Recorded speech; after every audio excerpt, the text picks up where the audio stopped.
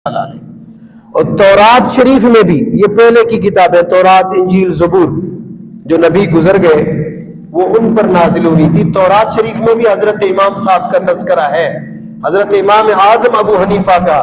आशिक रसूल हजरत शेख अब्दुल हक मुहद्दिस देलवी रहमतुल्लाह तआला अलैह फरमाते हैं, हजरत इमाम आज़म अबू हनीफा का जिक्र तौरात शरीफ में इस तरह है कि हजरत काब बिन अहबार हुजूर के सहाबी है रज़ी अल्लाह तआला अन्हु, कहते हैं मुहम्मदुर रसूलुल्लाह सल्लल्लाहु अलैहि वसल्लम की उम्मत में से एक नूर होगा जिनकी कुन्नियत अबू हनीफा होगी, और हजरत इमाम आजम के लकब से, सिराजुल उम्मा के लकब से वो पुकारा जाएगा। पूरी उम्मत उसकी ताईद फरमाएगी और फिका पे अमल करेगी, वो उसका नाम हजरत इमाम आजम अबू हनीफा होगा। ये कौन है सहाबी? काब बिन अहबार, हुजूर के सहाबी फरमाते, मैंने तज़किरा पढ़ा